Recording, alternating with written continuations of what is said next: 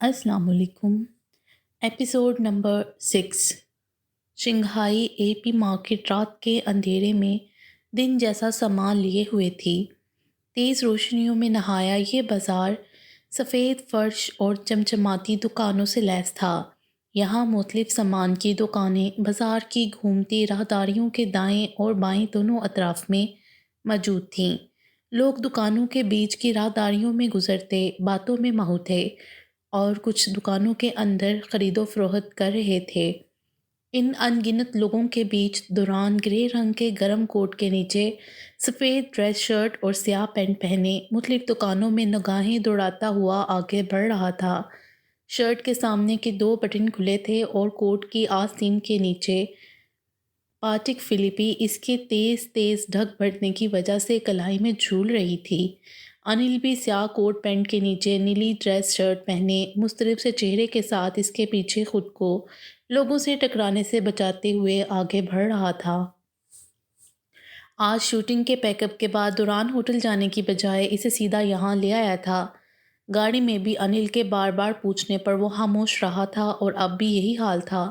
बिलाखिर खामोश गर्दन को दाएं बाएं घुमाता आबरू उचकाए वो किसी मखसूस दुकान की तलाश में था। दुरान कौन सी शॉप की तलाश है? अनिल ने फूली सांस के साथ पूछा। वो बामुश्किल खुद को सामने आती लड़कियों से होती टक्कर से बचा सका था क्योंकि इसकी पूरी तवज्जो तेज़ी से चलते दुरान और यहाँ आने की वजह जानने पर मजबूर थी। लड़कियां अनिल की बदहवासी पर मुंह पर हाथ रखे हंस रही थीं और पीछे मुड़ मुड़ कर देख रही थीं, जबकि दुरान अब भी बाजार की राहदारी में मतलाशी निगाहें घुमाए आगे बढ़ रहा था। 5 से 10 मिनट की तलाश के बाद वो अपने कदम एक दुकान के सामने रोक चुका था। अनिल के जहन में कल शाम की सारी गुफ्तगू थी, मगर अब दुरान ऐसा क्या करने वाला था, ये बात इसे तशवीश में मुब्तला कर रही थी। दुकान इलेक्ट्रॉनिक और कंप्यूटर आलात की थी। दुरान ने एक सेकंड के लिए कदम मुंजमद किए और फिर दुकान में दाखिल हुआ। अनिल ने किसी रिपोर्ट की तरह इसके पीछे ही कदम बढ़ा दिए। वो अब दुकान के काउंटर के सामने गर्दन उठाए खड़ा था, जहां काउंटर के पीछे खड़ा लड़का अब सवालिया अंदाज में दुरान की तरफ देख रहा था। दुरान ने कमर पर हाथ रखे एक अचूती निगाह पूरी दुकान पर डाली। दुरान ने कमर पर हाथ रखे एक अचूती निगाह पूरी दुकान पर डाली और फिर कोने को काउंटर पर टिकाते हुए आगे हुआ। स्पाई खुफिया माइक्रो डिजिटल माइक चाहिए, भारी स्पॉट आवाज़ गूंजी। दुकानदार ने एक लम्हे के लिए इसकी बात समझने के अंदाज में लबों को भींचा और फिर सर हिलाकर पीछे मुड़ा, जहां पूरी दुकान में नस्ब अलमारी में अनगिनत इलेक्ट्रॉनिक आलात के डब्बे पड़े थे। अनिल ने भी सरसरी दुकान पर निगाह घुमाई और फिर सरासमगी से दुरान के करीब हुआ। वो अब घड़ी पर वक्त देख रहा था। दुरान क्या करने वाले हो? बेचैनी से इसके कान के करीब सरगोशी की। जवाब नदारिद। वो बेतासुर चेहरा लिए दुकानदार के हाथों पर निगाहें मस्कूर किए हुए था जो डब्बे निकाल रहा था। अनिल उलझकर आगे हुआ। इसके बराबर में काउंटर पर कोहनी टिकाए और इसकी निगाहों के ताकुब में निगाहें सामने जुमाई, जहां दुकानदार अब कुछ डब्बे पकड़े काउंटर की तरफ बढ़ रहा था। दुरान, हमें इस सब में नहीं पड़ना और ना ही हम मेंगोले जा रहे हैं परसों, दैट्स इट। अनिल का लहजा दो टोक था। दुरान ने लापरवाही बरतते हुए दुकानदार की तरफ मुकम्मल तवज्जो मस्कूर की, कोहनी काउंटर पर से उठाई और सीधा हुआ। दुकानदार दुरान को डब्बों में से निकालकर मुख्तलिफ माइक्रो माइक दिखा रहा था। अनिल ने इसके हाथ में पकड़ी छोटी सी चिप नुमा माइक पर से निगाहें हटाईं, जिसे वो कभी अपने कोट से चिपका कर और कभी अपने हाथ पर चिपका कर देख रहा था। दुरान, हो सकता है तुम्हें कल वाला मामला गलत लग रहा हो। अब तुम मुझे बताओ कि तुम क्या करने वाले हो? अनिल ने दांत पीसते हुए फिर से कल वाली बात दोहराकर सवाल किया। हार्वी को हग। दुरान ने गर्दन मोड़े पुरसकून लहजे में मुख्तसर जवाब दिया। क्या? अनिल के चेहरे के तासुरात हैरत से ज़्यादा दुरान की दिमागी हालत पर शुबा करने जैसे थे, जबकि वो इसी मुतमईन अंदाज में दुकानदार से माइक पैक करने का कह रहा था। कल से वो दुरान के दिमाग से ये बात मिटाने की कोशिश कर रहा था कि इस दफ़ा वो सोच को भांपने में गलत हो सकता है। भला हार्वी को इस पर ऐसा क्या ग्रज हो सकता है कि वो इसकी इमेज को ख़राब करने के लिए इतना पैसा लगा दे। لیکن دوران کی سوچ کی سوئی جب کسی بات پر اٹک جاتی تھی پھر وہ یوں ہی ہو جاتا تھا۔ انل زچ ہوا، جبڑے بینچے اور کندھے سے پکڑ کر دوران کا رخ اپنی طرف موڑا۔ ایک تو میں یہ سوچتا ہوں گاڈ نے تمہیں ہی ایسا دماغ کیوں دیا؟ لہجہ اس کی چپ پر الجھن کا غمازی تھا۔ مائک پیک ہو چکا تھا۔ دوران نے کارڈ رقم کی ادائیگی کے بعد جیب میں رکھا اور ہاتھ اٹھائے انل کی حالت سے بے نیازی بھرتتے ہوئے اس کو چلنے کا اشارہ کیا۔ انل نے ہفکی سے گھورا اور قدم اس کے ساتھ بڑھا دیے۔ مگر یہ کیا؟ وہ واپس جانے کی بجائے مارکیٹ میں مزید آگے بڑھ رہا تھا۔ اب ہم کہاں جا رہے ہیں؟ انل نے گہری سانس لیتے ہوئے عادت سے مجبور ہو کر پھر سوال کیا، جبکہ جانتا تھا وہ اس وقت بولنے کے موڈ میں بالکل نہیں۔ چند منٹ یوں ہی راہداری میں گھوم کر وہ ایک بیکری کے سامنے رکا اور پھر اندر قدم بڑھا دیے۔ اب کی بار انل کچھ کہے بنا اس کے پیچھے تھا۔ اب کچھ نہیں پوچھوں گا اس سے۔ سر کو ہفکی اور جھنجھلاہٹ میں زور سے جھٹکا۔ وہ ایک چاکلیٹ کیک اور کچھ سینڈوچز پیک کروا رہا تھا، پھر کچھ کینڈلز خریدیں۔ جیسے ہی اس نے دکاندار کو کینڈل کا کہا، انل کی سوالیہ رگ پھر سے پھڑک گئیں۔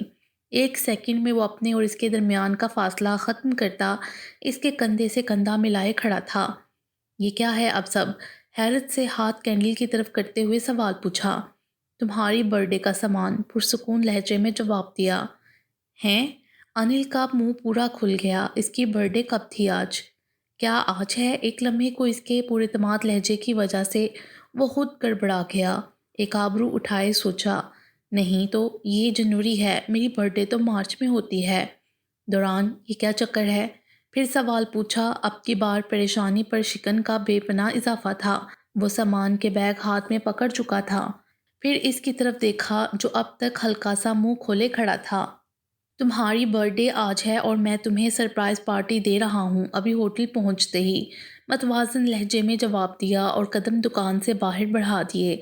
انل نے گھور کر اس کی چوڑی پشت کو دیکھا، گہرا سانس باہر انڈیلی اور قدم اس کے پیچھے بڑھا دیے۔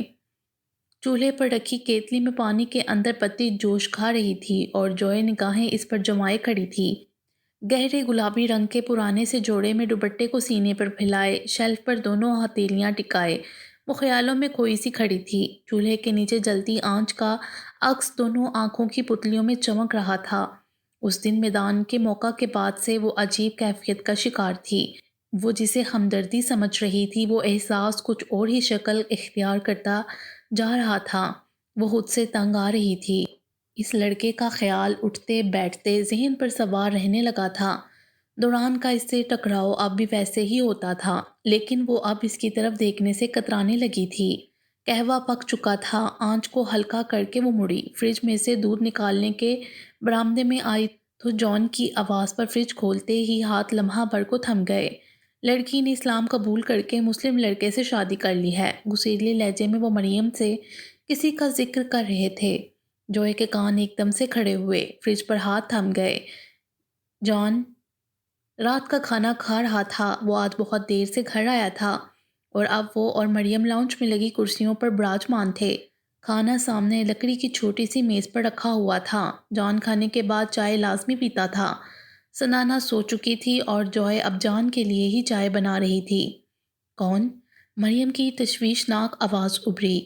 اپنے عاشق بھائی کی بیٹی، اور کون؟ جان نے نوالا توڑتے ہوئے ناک چڑھا کر غصیلے لہجے میں جواب دیا۔ جوئے نے جلدی سے دودھ کی بوتل نکالی اور فریج بند کیا۔ او خدا! تو اب مریم کا ہاتھ بے ساختہ دل پر گیا۔ اب کیا سر پکڑ کر بیٹھا ہے عاشق بھائی؟ بیچارہ کیا کر سکتا ہے غریب بندہ، جب جوان بیٹیاں ہیں، عزت کا خیال نہ کریں تو کیا کرے؟ جان کے لہجے میں نفرت جھلک رہی تھی۔ جوئے کے دل کی دھڑکن بے وجہ تیز ہوئی۔ وہ تیزی سے کچن میں داخل ہوئی۔ کان اب بھی باہر ہی لگے تھے۔ سالن اور ڈالو، جان نے روب سے پاس بیٹھی مریم کو حکم دیا۔ مریم جو خیالوں میں غرق تھی، سٹ پٹا کر سیدھی ہوئی اور پیالی میں سالن اور ڈالنے لگی۔ جوئے اب دودھ کیتلی میں ڈال رہی تھی۔ جوئے اور سنانا کہاں ہیں؟ جان نے سر جھکائے نوالا توڑے ہوئے عجیب شاکی سے لہجے میں سوال کیا۔ سنانا سو گئی ہے، جوئے چائے بنا رہی ہے آپ کے لیے۔ مریم نے فوراً مؤدبانہ جواب دیا۔ بچیوں پر دھیان رکھو، تھکا سا لہجہ تھا۔ کیسی باتیں کرتے ہیں، میری جوئے اور سنانا ایسی نہیں ہیں۔ مریم نے فوراً اس بات پر حفقی ظاہر کی۔ وہ ایسی نہیں ہیں، لیکن وقت ایسا ہی ہے۔ جوئے کے امتحانات کے بعد اسے بس گھر بٹھا لو۔ اب کی بار جان کا لہجہ زیادہ سخت تھا۔ مریم نے یکدم بویں اکٹھی کیں۔ کیسے باتیں کر رہے ہیں، اس کو بہت شوق ہے پڑھنے کا؟ مریم گڑبڑا کر وضاحت دے گئی۔ نہیں، کوئی ضرورت نہیں، میری چائے کمرے میں لے آؤ، جان نے قطعیت سے کہا۔ ایک جھٹکے سے اپنی جگہ سے اٹھا اور کمرے کی طرف بڑھ گیا۔ جوئے کے ہاتھ چائے کپ میں ڈالتے ہوئے کانپ رہے تھے۔ رات کے 1 بجے بھی شنگھائی کے سٹی ہوٹل اور اس کے مضافات کی عمارتوں میں آنکھوں کو چندیا دینے والی زرد سفید اور مختلف رنگ کی روشنیاں جل کر اس آخری چاند کی تاریک کے پھیلتے اندھیرے کو مات دے رہی تھیں۔ سٹی ہوٹل کی 7ویں منزل کا یہ حسین کمرہ بھی پوری طرح روشن تھا۔ کرسٹن ڈائیور کی بھینی سی خوشبو کمرے کے ہر کونے سے اٹھ کر ماحول کو مصور کن کر رہی تھی۔ 2 نفوس کی موجودگی کے باوجود کمرے کی خاموشی میں لیپ ٹاپ کے سپیکر سے ابھرتی بازگشت کے علاوہ اور کوئی آواز نہیں تھی۔ کمرے میں موجود ہلکے مسٹرڈ رنگ کے لیدر کاؤچ پر دوران اور کچھ دوری پر موجود صوفے پر انل اپنی سماعتوں کو مکمل طور پر لیپ ٹاپ سے اٹھنے والی بازگشت پر لگائے ہمہ گوش تھے۔ لیپ ٹاپ کاؤچ کے بالکل سامنے رکھی ہوئی چھوٹی گول میز پر پڑا تھا اور کاؤچ پر دورانگ آگے جھکا دونوں بازوؤں کی کونیوں کو ٹانگوں پر ٹکائے اور دائیں ہاتھ کو ٹھوڈی کے نیچے رکھے پرسوچ انداز میں بویں سکیڑے لیپ ٹاپ سکرین پر نگاہیں جمائے ہوئے تھا۔ ہلکے گرے رنگ کی شرٹ کا گریبان ٹائی سے آزاد تھا اور سامنے کے 2 بٹن کھلے تھے۔ شرٹ کی آستین کلائی سے اوپر تک مڑی ہوئی تھیں، جہاں کلائی کی مضبوط رگیں اب لیپ ٹاپ سے اٹھنے والی بازگشت پر تن کر ابھر رہی تھیں۔ یہ اس کی ضبط کی نشانی تھی۔ اس کی رگیں تن جاتی تھیں اور جبڑے ایک دوسرے میں پیوست ہو کر چہرے کی سختی میں اضافہ کر دیتے تھے۔ انل کی جھوٹی سرپرائز برتھ ڈے پارٹی میں وہ ہاروی کے کان کے پیچھے گردن پر مائک چپ لگانے میں کامیاب ہو چکا تھا، جس کے فرشتوں کو بھی علم نہیں تھا کہ وہ گیم پر گیم کھیلنے کا عادی تھا۔ وہ دوران ملک تھا، جس کو سامنے والے کو کسی کے انداز میں جواب دینے کی عادت تھی۔ یہ نفرت، یہ جلن، یہ حسد، وہ ان سب میں بڑا ہوا تھا اور وہ سب احساسات تھے جن میں پنپ کر وہ اس بلندی پر پہنچا تھا۔ اب بھی ہاروی اور بروس کے ساتھ انڈسٹری کے بہت سے لوگ اس کی کامیابی پر کتنے کینہ توز ہیں، یہ وہ بخوبی جانتا تھا۔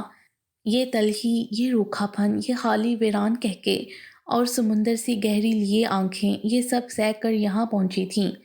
اس لیے وہ اس دن ہاروی کے دعوت دینے پر ہی ٹھٹک گیا تھا اور اب اس کو زیادہ دیر انتظار نہیں کرنا پڑا تھا۔ رات کے 1 بجے بروس ہاروی کے کمرے میں موجود تھا اور اب ان دونوں میں ہونے والی گفتگو وہ بآسانی سن رہا تھا۔ یہ میڈیسن کام کرے گی کیا؟ ہاروی کا معتجب لہجے میں پوچھا گیا سوال لیپ ٹاپ کے سپیکر سے صاف سنائی دے رہا تھا۔ یقیناً بروس نے ہاروی کو کوئی میڈیسن دکھائی تھی۔ وہ اس سے استفسار کر رہا تھا۔ ایسی ویسی اچھے اچھوں کی بینڈ بجاتی ہے، اس سے تو دورانگ کیا چیز ہے؟ بروس نے ہلکا سا کہکا لگا کر کمینگی سے جواب دیا۔ مطلب وہ دوران کو پارٹی میں کوئی میڈیسن کھلانے والے تھے؟ انل نے ایک دم سے ہڑبڑا کر دوران کی طرف دیکھا، جو ہنوز اسی طرح سر جھکائے سب سن رہا تھا۔ اب ہاتھوں کی مضبوط انگلیاں تھوڑی سے ہلا رہی تھیں۔ کیسے دیں گے یہ دوران کو؟ ہاروی اب بروس سے اگلا سوال پوچھ رہا تھا۔ اس کے فیورٹ مشروب میں ملا کر سافٹ ڈرنک لیتے ہیں نا جناب؟ دی دورانگ، sign of power, torn the enemies, never ever drink whisky wine and rum. دورانگ طاقت کا نشان، دشمنوں کو پھاڑ دینے والا، کبھی بھی وسکی وائن یا رم نہیں پیتا۔ بروس کا لہجہ مسغی لیے ہوئے تھا۔ وہ اپنی ہی بات کے بعد خود ہی لطف اندوز ہوتا کہکا لگا رہا تھا۔ ہاروی نے ہنکارا ابھرا۔ دیکھتے ہیں کہ تمہاری یہ میڈیسن دورانگ کی کیا حالت کرتی ہے، ہاروی نے پرسوچ لہجے میں کہا۔ یہ سب سن کر انل کی ناک اب غصے میں پھول رہی تھی، جبکہ دوران اسی حالت میں ٹکٹکی باندھے بیٹھا تھا۔ البتہ چہرے کا اسپاٹ پن اب مزید بڑھ گیا تھا۔ یہ میڈیسن کھائی ہو اور پھر ساتھ میں لیسا جیسی تباہی ہو۔ پریشان نہیں ہو، دورانگ دی پاور کی درگت بننے جا رہی ہے، بروس چہک رہا تھا۔ تباہی، وہ بھی لیسا جیسی؟ لیسا کا ہی کہاں ہے نا شیون کو؟ ہاروی نے متجسس لہجے میں بات پر زور دیتے ہوئے پوچھا۔ ہاں، سب سیٹ ہو چکا ہے، سب فائنل ہے۔ لیسا وقت پر منگولے پہنچ جائے گی۔ بروس اس لڑکی کے بارے میں معلومات دے رہا تھا جس کو وہ شاید دوران کو پھنسانے کے لیے اس رات بلا رہے تھے۔ دوران کے کمرے میں کیمرے نصب کروا دیے ہیں، بیڈ کا ویو ہے۔ بروس اب ہاروی کو مزید معلومات دے رہا تھا۔ انل بار بار دوران کے چہرے کے تاثرات پر جانچتی نگاہ اٹھا رہا تھا جو اسی طرح پرسوچ بیٹھا تھا۔ یس، اور اب تو سب انتظار میں ہیں۔ اسٹیفن، کیلیون سب پیسہ لگا چکے ہیں۔ ہمارے ساتھ کام کا پنگا اور نخرہ دوران کو مہنگا پڑ جائے گا۔ ہاروی نے مزے سے بروس کے کہکے میں اس کا ساتھ دیا۔ ایک دفعہ، بس ایک دفعہ اس ایٹیٹیوڈ پاور مین کا یہ برہم چکنا چور ہو جائے، پھر دیکھنا کس منہ سے یہ فلم سے مناظر تلف کروائے گا۔ بروس کے دانت پیسنے جیسی آواز تھی۔ دونوں کا مشترکہ بے باک کہکا گونجا۔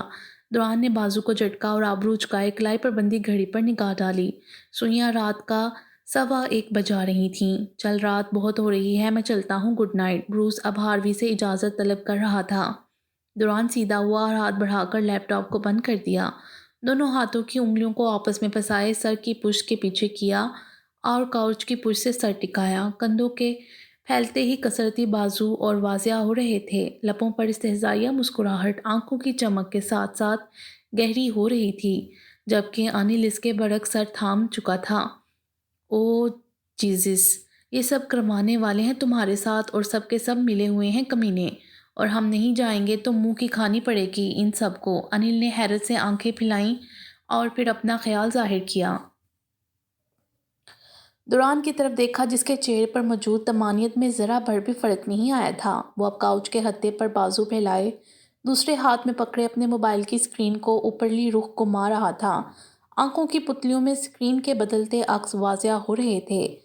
انل، میرا ولیم بسپاک سوٹ ریڈی کروانا کل شام کے لیے، مگن سے لہجے میں حکم صادر کیا۔ انل نے چونک کر دیکھا۔ ہونک ہوتے چہرے پر حیرت واضح تھی۔ دوران، تم پاگل ہو کیا؟ وہ اسی طرح حیران سا مکمل طور پر اس کی طرف گھوم گیا جو تسلی امیز لہجے میں اسے حکم صادر کر چکا تھا۔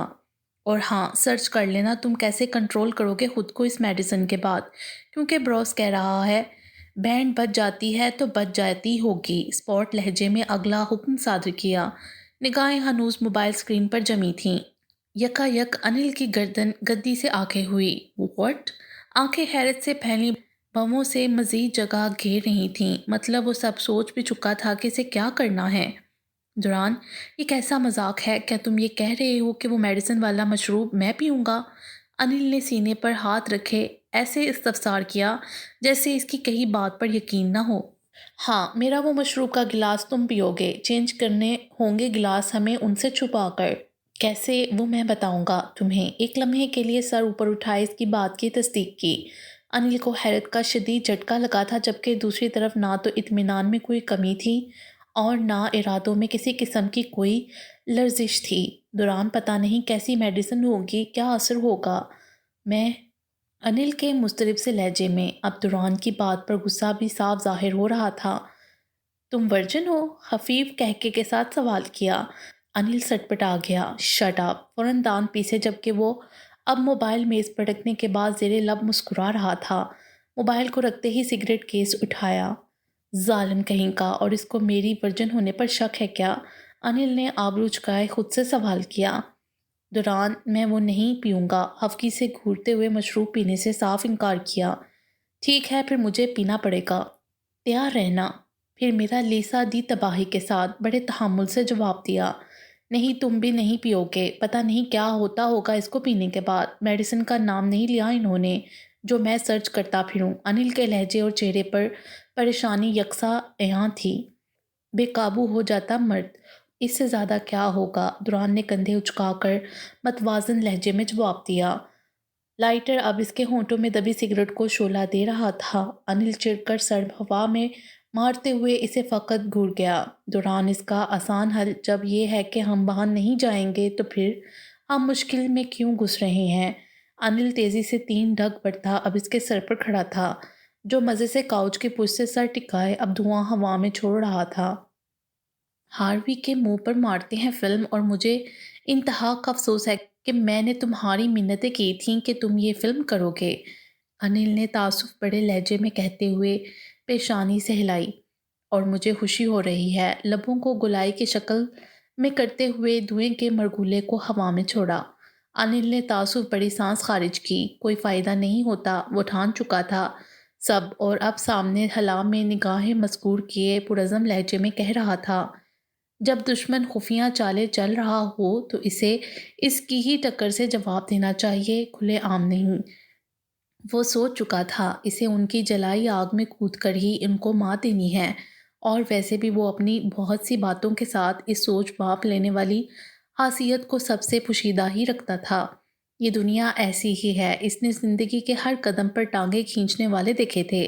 ایک دوراہے یہ زندگی جہاں ہر جگہ میں آپ کو ایسے لوگ ملیں گے جو حسد کی آگ میں جلیں گے، آپ کو مات دینے کے لیے ہر حد سے گزرنے کو تیار ہوں گے، اور دوران ملک کے لیے یہ سب انوکھا نہیں تھا۔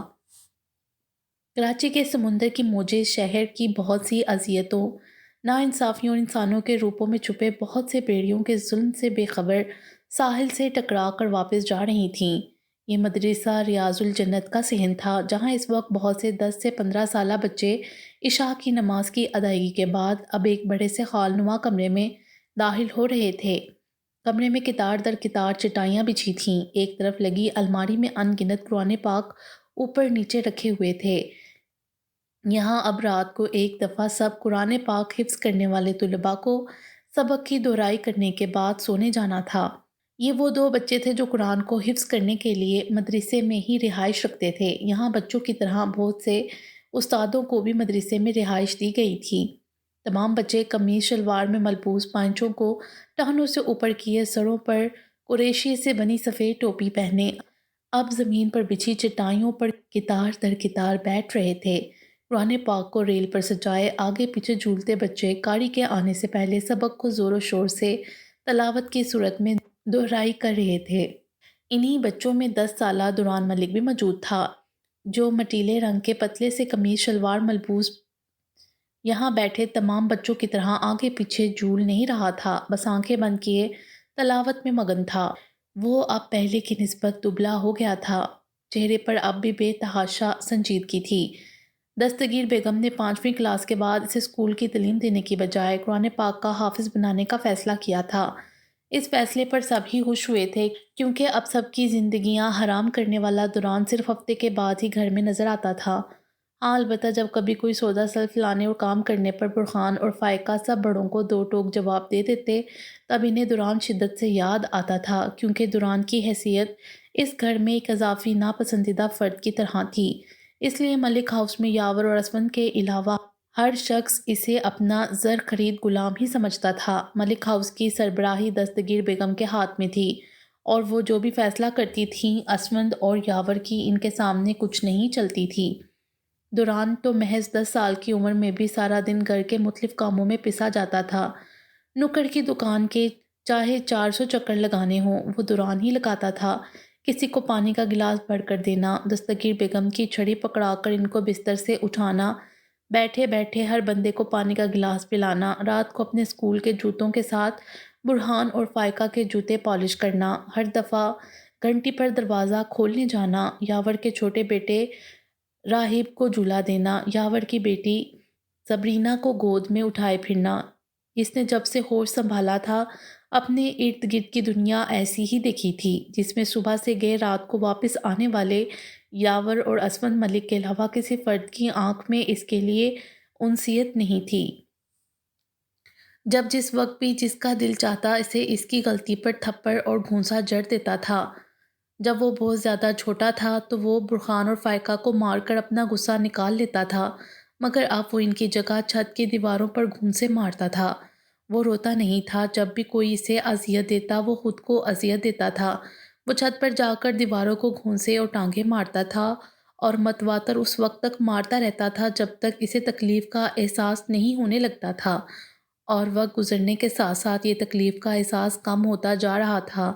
گال پر پڑنے والے تھپڑ کی تو اسے اب جلن تک نہیں ہوتی تھی۔ اسے شروع سے سرکاری اسکول میں پڑھایا گیا تھا، مگر وہاں بھی اپنی کارکردگی میں اپنا آپ ثابت کر چکا تھا۔ 5ویں جماعت تک وہ ہر جماعت میں اول آیا تھا، مگر 5ویں جماعت کے فوراً بعد دستگیر بیگم نے حکم جاری کر دیا تھا کہ اب قرآن حفظ کرے گا۔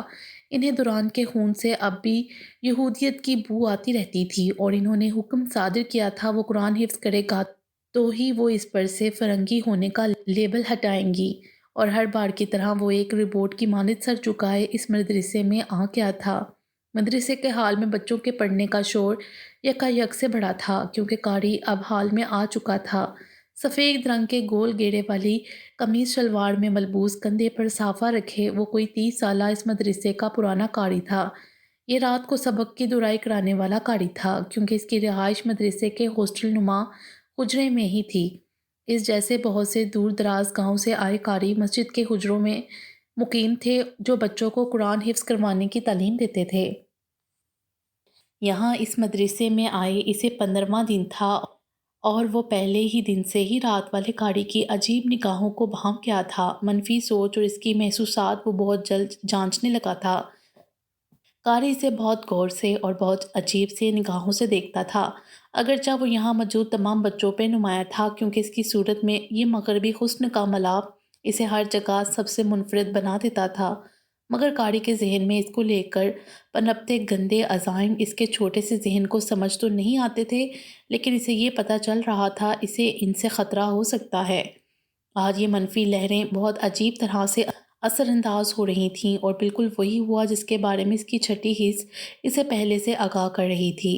بعض اوقات آپ کی زندگی کی تلخ تجربے آپ کی عمر سے زیادہ ہوتے ہیں، اور وہ بھی انہی میں سے ایک تھا جس نے 10 سال کی عمر میں ہی انسانوں کے ایسے روپ دیکھے تھے جو شاید بہت سے لوگ عمر کے وسط میں جا کر دیکھتے ہیں۔ یہی وجہ تھی عام بچوں کی نسبت اس کی چھٹی حس بہت تیز تھی۔ قاری نے ماں سوائے اس کے باقی سب لڑکوں کا سبق سنا تھا اور پاس بیٹھے لڑکوں کو کچھ کہہ کر اپنی جگہ سے اٹھ گیا۔ وہ لڑکا قاری کی بات سن کر سیدھا ان کے پاس آیا تھا۔ دوران قاری صاحب تمہیں اپنے کمرے میں بلا رہے ہیں، تمہارا سبق ادھر ہی سنیں گے، قرآن پاک لے کر چلے جاؤ۔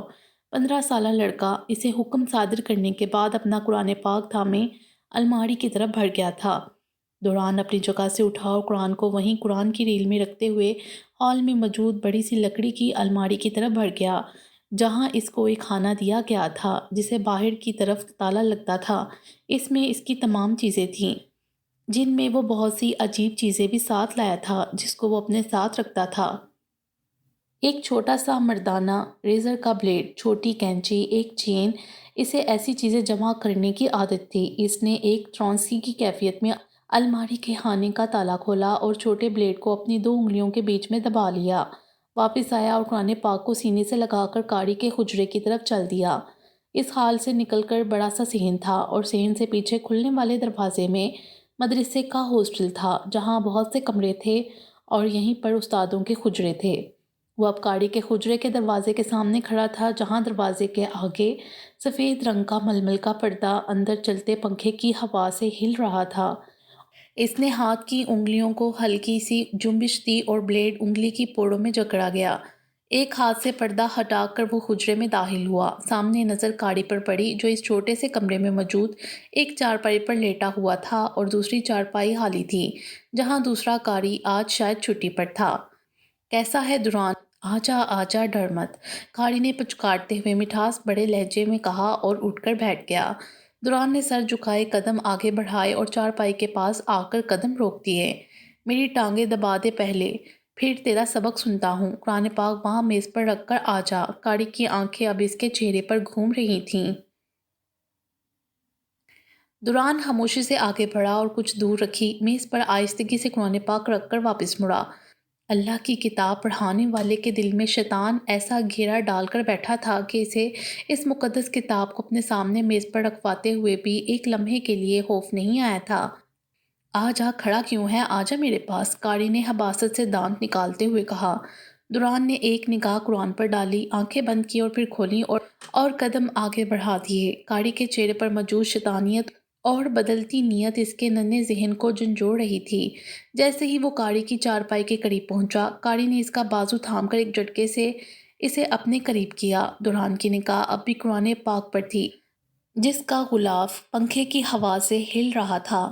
ایسے بیٹھ جا میری گود میں۔ کاڑی کے لہجے کی حباست اور اس کے منہ سے اٹھتی نسوار کی بدبو اس کے ناک کے نتوں میں گھس کر اس کے اعصاب کو چکنا کر چکی تھی۔ وہ اسے اپنی گود میں جکڑ رہا تھا۔ وہ نہیں جانتا تھا کاڑی اس کے ساتھ کیا کرنا چاہتا ہے۔ ہاں، لیکن دماغ بار بار اسے اشارے دے رہا تھا اور اس کا دماغ کبھی بھی اسے جھوٹ نہیں بولتا تھا۔ کاڑی کی حرکات اس کے ساتھ اچھی نہیں تھیں۔ چھوڑو مجھے، اسپاٹ مگر سخت لہجے میں روب سے کہا۔ کاڑی جو حواس کھوئے شیطان کا روپ دھار چکا تھا اس کے یوں سخت لہجے میں کہنے پر اور جوش میں آ گیا۔ چپ کر، نہیں تو کل سارا دن ایک ٹانگ پر کھڑا رکھوں گا، سمجھا؟ چپ، جو کر رہا ہوں کرنے دے، یہ کپڑا ڈال منہ کے اندر۔ کاڑی کا لہجہ شیطانیت کے نشے میں ڈوب گیا تھا۔ وہ اب پاس پڑے اپنے صافے کو زبردستی دوران کے منہ کے اندر ٹھونس رہا تھا۔ دوران نے کونی اس کے سینے میں مارتے ہوئے ایک ہاتھ کو جھٹکا دیا تھا اور انگوٹھے اور انگشت انگلی میں پھنسا بلیڈ رخ موڑتے ہی کاڑی کی گردن پر اس تیزی سے پھیرا کہ وہ بلبلا اٹھا۔ جیسے ہی اس کے ہاتھوں کی گرفت کم ہوئی، دوران تیزی سے اس سے دور ہوا۔ اوہ نامراد! تڑپ کر وہ اپنی جگہ سے اٹھا تھا۔ گردن پر جیسے ہی ہاتھ رکھا تو خون سے لت پت تھا۔ خوف سے اس کی ٹانگیں کانپ گئیں۔ دوران نے آگے بڑھ کر قرآن کو اٹھایا، سینے سے لگایا اور کمرے کے دروازے کی طرف دوڑ لگا دی۔ کنڈی کو برق رفتاری سے کھولا اور مدرسے کے بیرونی گیٹ کی طرف دوڑ لگا دی۔ پکڑو اس حبیز کو، میرا گلا کاٹ دیا اس نے۔ کاڑی کی وحشت ناک آواز کمرے میں اور برآمدے میں گونج رہی تھی۔ اس کے بھاگتے قدم ساری آوازوں کو، چیخوں کو اور اپنے عقب میں بھاگتے قدموں کو پیچھے چھوڑ رہی تھی۔ وہ بہت تیز بھاگ رہا تھا، بہت تیز۔ قرآن کو ایک ہاتھ سے سینے سے لگائے اس کی سانسیں اتھل پتھل تھیں۔ وہ ایک سیکنڈ کے لیے رکا نہیں تھا اور اتنی رفتار سے بھاگا تھا کہ کسی کے ہاتھ نہیں آیا تھا۔ مدرسے کے دروازے سے نکل کر سنسان گلی میں اور پھر سڑک پر دوڑتی بھاگتی ٹریفک میں وہ اندھا دھند بھاگ رہا تھا۔ سینہ دھک دھک کر رہا تھا اور عجیب سی گرمی کا احساس دلا رہا تھا۔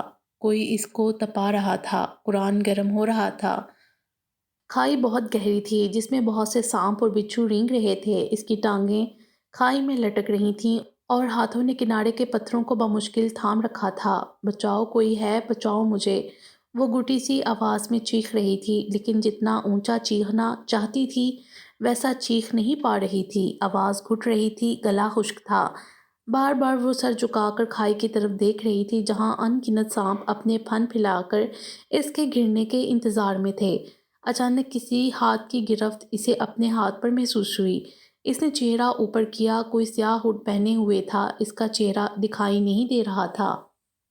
اور پھر اس ہڈ میں ملبوس انسان نے ایک جھٹکا لگا کر اسے اوپر کھینچ لیا۔ جیسے ہی وہ اوپر پہنچی تو اپنے بچانے والے اس محسن کے ساتھ بے ساختہ لپٹ گئی۔ جسم اور دل ایک ساتھ کانپ رہے تھے۔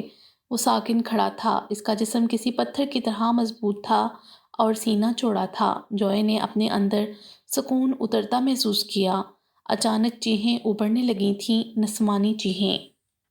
چیخوں کی بھیانک آواز پر اس نے آنکھیں کھولیں۔ وہ بوسیدہ سے پلنگ پر بوسیدہ چادر پر لیٹی تھی، سٹ پٹا کر اٹھ بیٹھی اور اٹھتے ہی دل سے ٹھیس اٹھی۔ کاش خواب حقیقت اور یہ حقیقت خواب ہوتا۔ وہ وہیں تھی بلیک مارکیٹ میں، اور آج چوتھا دن تھا یہاں۔ آج پھر کسی لڑکی کو کوڑے پڑ رہے تھے اور شاید وہ کمرہ ان کے کمرے کے قریب تھا، اس لیے لڑکی کی دردناک آوازیں اسے یہاں بھی سنائی دے رہی تھیں۔ داڑھی لڑکیاں چہرے گھٹنوں میں دے کر بیٹھی تھیں۔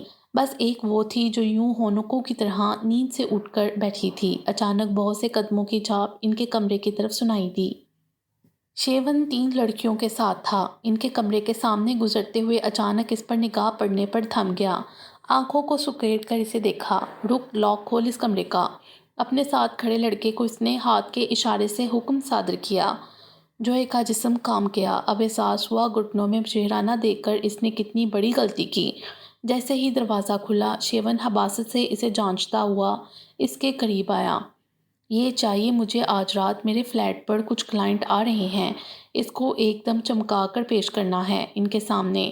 شیون نے قریب ہو کر ایک جھٹکے سے اس کے چہرے کو اپنے ہاتھوں میں دبوچا تھا۔ وہ تڑپ کر اوپر ہوئی۔ اس کے انگوٹھے گالوں کے دونوں اطراف میں پیوست ہونے کی جان لیوا تکلیف تھی، اور پھر اس نے ایک جھٹکے سے چھوڑا اور باہر نکل گئے۔ وہ لوگ اب تیز تیز وہاں سے نکل گئے تھے۔ جوئے نے تڑپ کر تمنا کی طرف دیکھا۔ یہ کیا کہہ رہا تھا؟ آواز کانپ رہی تھی۔ تمہیں آج رات لے جا رہے ہیں، تمنا نے آہستگی سے جواب دیا اور سر جھکا دیا۔ باقی دونوں لڑکیاں بھی ترس کھاتی نگاہوں سے اسے دیکھ رہی تھیں، جو ایک دم سے گش کھانے جیسی کیفیت میں آ گئی تھی۔ سانپ بچھو جسم پر رینگتے محسوس ہو رہے تھے۔ تمنا اس کی طرف بڑھی اور اس کے کندھے پر ہاتھ رکھا۔ پہلی دفعہ ہے؟ تمنا نے کان کے قریب ہو کر آہستگی سے پوچھا۔ جوئی نے پھٹی آنکھوں سے سر اس بات میں ہلایا۔